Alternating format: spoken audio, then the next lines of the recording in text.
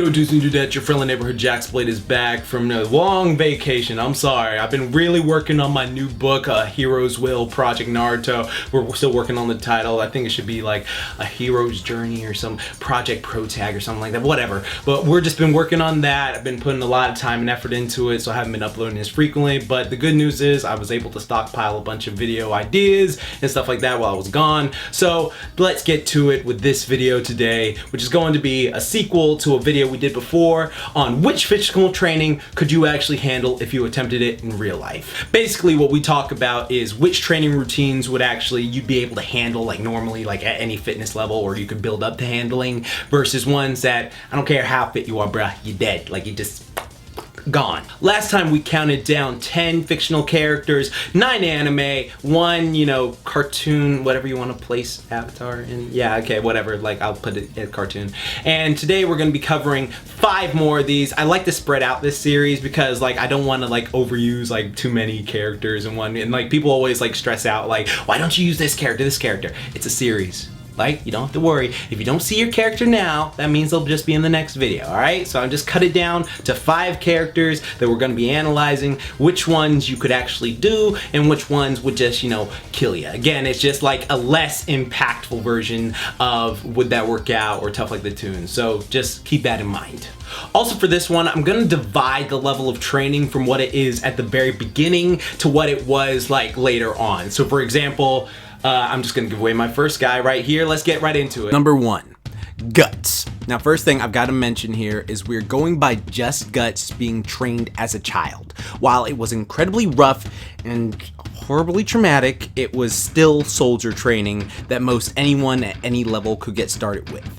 Guts was trained as a little boy and killed his first man at age 9, so he was no slouch. Now I do plan to do a Would That Work Out and a Tough Like the Tunes for Guts, but just if we're ranking his training as a child from when he was a little boy, training with the military and all the people he was with and all those mercenaries, then that is basically just military work. And again, not dissing it or saying it's like easy or anything at all. Like it's definitely, I want to say a high 7 out of 10 on this scale list. If you remember the last video, we monitor out of 10 the scale of difficulty of what you could like live through and what you couldn't, and I would definitely say this is 7 out of 10 on that list. But again, people can do that, people do that. People, like if you see the training Navy SEALs go through or Marines, it's just hell. And he was a mercenary and he killed his first guy at 9, so that was just 7 out of 10. But when we get to all the stuff which is practically training for him to kill Griffith, I'm sorry, you know, whatever, if you're just starting Beserk, I won't go too far into that, but it's one of those things where that all the things where he fights all those monsters and demons, that could be considered training in itself. And again, I believe in y'all, I really do, but I don't think you're gonna be fighting all these demons and stuff coming at you like freaking Guts, alright? I don't. So I've got to put that as a 10 out of 10 as like that'll kill you, like that'll straight kill you. So do you see what I'm doing here with the training things? What I'm doing is I'm monitoring like what they would be like at the beginning of their training, like how the beginning part of their training, but then later on how difficult that would be. So we got that, okay, cool. Number 2, Samurai Jack. Now, here's the thing about Samurai Jack's training as a child. He trained for years under various teachers who were combat experts, and they molded him into the strong warrior he is today. His training regimen was grueling, but he became stronger for it. Now, this is one I would consider ridiculously intense, but his masters were intentionally trying not to kill him with their training because they needed him alive to stop Aku. So while Jack was pushed insanely hard by his masters as a child for his training because, you know, had to, you know, save the world, it wasn't like they wanted him to die. Like they wanted the exact opposite because he was like their only hope for like defeating Aku. So I would definitely put this at like a 7.5 out of 10. But then when we get to the jump guard training, that is just a whole nother level, because I mentioned in my Would That Work Out for Samurai Jack that type of training is just too intense for an average person no matter what level you're at, unless you're meta-human, because jumping around with giant boulders on your back, like, yeah, no, like that, if if you were a metahuman and you were able to jump around with it, I'd put that training at like probably an 8 out of 10 on the scale of difficulty level, while his kid training was like 7.5 out of 10. But I would definitely say that that would kill you straight up, because, you know, once you put that thing on your back, it's just gone. Like, your spine is crumbling, bruh. You don't want that to happen. The Turtle Hermit training from Master Roshi. Now, on this channel, I've already talked in depth about the Turtle Hermit training that Krillin and Goku underwent to become little demigods of the 21st Martial Arts Tournament. So if you want my further thoughts on this, watch this video, but honestly, as I used to do this program partially in a safe environment, matter of fact, it's a good thing that I got all this Just Saying gear going on now, because I'm excited for the next couple Tough Luck Platoons I got. But I will admit this, while it is insanely challenging and would push you, if you slept enough, stretched enough, and made sure you weren't overworking your tendons, it would work pretty well for you in some areas, similar to Shaolin monk training. Other areas, your ass is grass, all right? It's just, that's what it is. You're done. Like, it doesn't matter how good of a swimmer you are not out swimming a shark that is actively trying to get you, all right? You are the toy. Like, no matter what kind of level of fitness you are at, unless you're some metahuman aqualad creature, like, you're getting effed up by that shark. I don't give a fuck.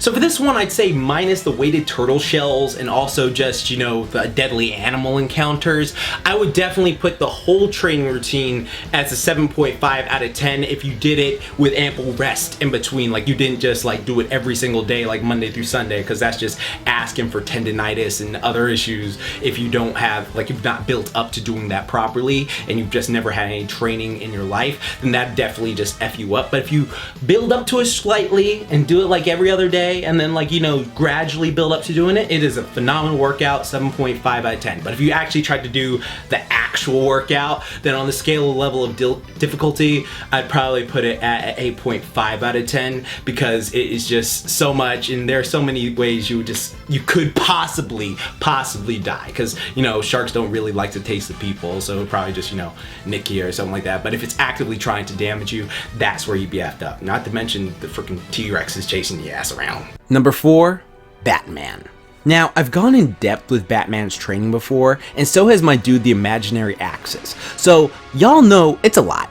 Like, a lot. Because the thing about fully training to be Batman isn't just physical, it's also mental too. And it's literally, like, that is one of the biggest things about it. Like, it's literally mostly mental when you get down to it.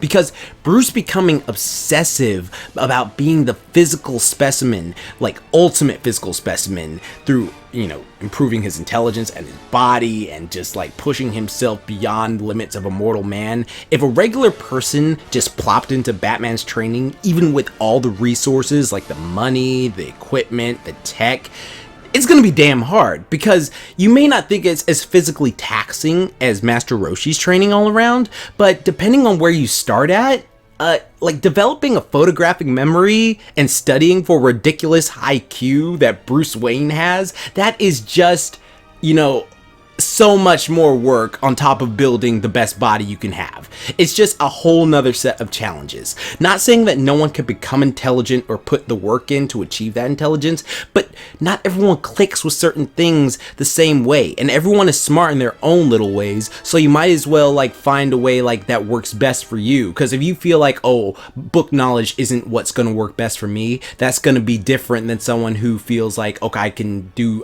like for instance, let's talk about Goku here for a second. Goku, if he tried to study all the books and stuff like that, it would be a waste of time for him, because he's already a genius at fighting. So all this stuff, he doesn't need to be a detective. He's just trying to be the strongest fighter in the world. But Batman, you have to go through all of this college reading and mastery of stuff and like learning magic tricks and all that. And it's just a whole nother set of challenges. So you might find it to be a waste of time with all the books, or you may not. It really depends on how you are as a person. But physical training wise, as Batman did put himself into a lot of near-death situations prior to returning back to Gotham, I am definitely gonna put this at an 8.5 out of 10, because all his training over the years was just not only insanely physical that you would have to, you know, be taking juice for. It is just such a thing that you have to take into account the mind training as well. Like the fact that he has like 12 master's degrees and did all this stuff studying and literally getting a photographic memory and doing all this stuff, that is just as important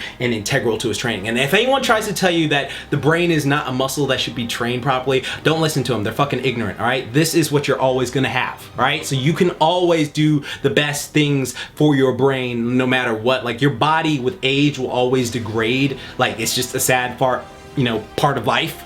But it's just one of those things where your brain, if you stay reading, you stay studying, you always stay trying to learn, it can be so beneficial for you. And don't ever listen to any motherfucker who says like reading and stuff like that and trying to work your brain and attaining knowledge is, you know, not, because they're just fucking ignorant. Don't listen to that BS. And number 5, the last one I gotta talk about is Killua Zoldyck from Hunter x Hunter. Or is it Killua? Or Killua? Killua, because, you know, I always try to get the names right, but sometimes there's like, I hear it pronounced in the dub versus the subtitle, and I just, you know, I'm just gonna say Killua for the rest of this. But anyways, I'm putting him at the most difficult out of these 5, because since he was a child, he was bred to be a weapon. He is immune to most poisons because his family trained him to be, and he's also immune to electricity from various tortures he endured growing up. Not to mention, he can push a megaton door. Like, that is just an insanely amount of training that just, like, this would kill you pretty much, because putting various poisons in your body as a little kid, even if you were doing adapted, like, the way they did it, they injected him with that, so he fully, like, had to endure it. It wasn't just, like, you know, a little bit of venom every day, like some people do in real life. So, yeah, this would just be a whole bunch of hell, and I'm telling you, you probably would not want to go through it at all. And while his training with Bisky would be, you know, I guess moderately challenging, I'd probably put that, like, but you still have to know how to do Nen and all that shit. That's just a whole nother level of bullshit, because his first level of training is just 10 out of 10, would kill you. I don't care who you are, alright? Someone keeps doing this shit to you every day, like, you would either die or you become really fucked up, but nah. You'd be fucking dead. Thank you for watching my video today. I hope you enjoyed it, and I hope you just had fun. And tell me how you would personally rank these, and what other characters would you like to see in this series, because I just have so much fun going through and just saying like, well, yeah, this would work, this would kill you, this would work, this would kill you. So it's just fun. Like, definitely, I'll get a discussion going in the comment section down below. And thank you, anyone who wants to like learn more about these characters. Be sure to watch my playlist for Would That Work Out, where I analyze them with my personal training knowledge and exercise science. And then also just, you know, if you want to try workout routines to be like them, then watch my Tough Like the Tunes playlist when it slides by. I forget where the card thing, I'm not used to this thing, I've been gone for a while. Remember this, all right? You know what, this may be a little timestamp that you're gonna have to just link people who comment, what about this character? Your favorite character will eventually be here, don't worry. I'm making it a series with various characters, okay? You don't have to worry if your character didn't show up yet, okay?